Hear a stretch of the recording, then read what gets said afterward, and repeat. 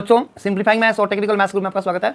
एक ये थोड़ा ज़्यादा इंपॉर्टेंट है क्योंकि जो इसके पहले जो क्वेश्चन किया था वो फर्स्ट क्वाड्रेंट में लाई करा था। ये देखो यहाँ पे नेगेटिव है, तो इसको आप ठीक से सोचना है कि इसका आंसर कैसे निकलेगा। तो here z is equal to -1 plus √3 iota. Polar form क्या होता है? r into cos theta plus iota sine theta. तो r क्या होता है?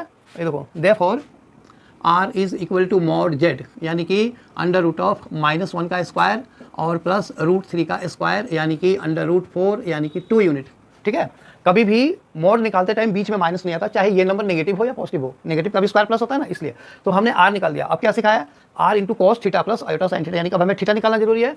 तो अब सिंस tan थीटा, तुम चाहो ना यहीं पे लिख दो, here z equal to this is equal to r into cos theta plus iota sine theta. तभी हम कंपेयर कर पा रहे हैं ना, ये जो r है वो मॉड z है और जो कॉस थीटा है देखो इसी से कंपेयर करके। तो theta tan theta equal to y/x। अब y/x का मतलब क्या हुआ?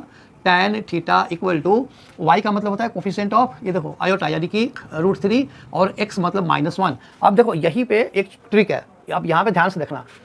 यहाँ पे एक ये बनाओ और बना करके देखो कि y इज पॉजिटिव और x नेगेटिव है। देखो y पॉजिटिव यानी कि ऊपर और x नेगेटिव, तो ये जो लाई करेगा ना वो सेकंड क्वाड्रेंट में लाई करेगा। यानी कि जो न्यूमेरिकल वैल्यूज जो है वो तो ठीक है, उसको तो हमेशा फर्स्ट में, लेकिन जो इसका पोजीशन है, ये पोलर फॉर्म का जो क्वेश्चन है ना, पोजीशन के अकॉर्डिंग निकालते हैं। जो एंगल है वो हमेशा -180 और 180 के बीच में लाई करना चाहिए। ये सबसे पहले ध्यान रखना। कोई भी एंगल तुम ये नहीं कि तुम 210 डिग्री लिख दो, वो गलत हो जाएगा। तो जो थीटा है ये हमेशा -180 और 180 के बीच में ही लाई करना चाहिए। So implies theta is equal to, ये जो -√3 है, तो जो इसमें न्यूमेरिकल वैल्यू √3 है वो किस में होता है? 60 डिग्री में। तो 60 डिग्री, और अब ये सेकंड क्वाड्रेंट में है, तो सेकंड क्वाड्रेंट बनाने के लिए इसे हमें 180 से माइनस करना पड़ेगा, तब जाके सेकंड क्वाड्रेंट बनेगा। तो 180 डिग्री माइनस 60 डिग्री यानी कि 120 डिग्री, यानी कि 2π/3। देयरफॉर अब लिखो आराम से answer. Therefore polar form of -1 plus √3 iota is equal to r into cos theta plus iota sine theta. Okay, तो इज इक्वल टू, इसमें डालो वैल्यूज को, r 2 है और यहाँ पे कॉस ऑफ थीटा, अब थीटा को तुम्हें डालना है 2π/3 plus iota into sine of 2π/3।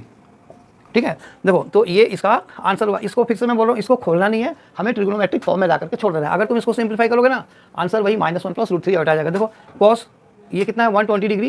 Cos 120 degree का मतलब हो गया -1/2 और इसका हो गया प्लस √3/2। 1/2 बाहर निकालोगे 2 कट जाएगा, बचेगा -1 और यहाँ पे √3 आयोटा, फिर से वही आ जाएगा। तो खोलना नहीं होता, पोलर या पैरामेट्रिक फॉर्म में जब चेंज करते हैं तो यहीं पे आंसर को छोड़ देते हैं। चलो आई होप ये वीडियो समझ में आया हो। अगर आया तो इसे लाइक करो, शेयर करो एंड सब्सक्राइब जरूर करना। Thank you.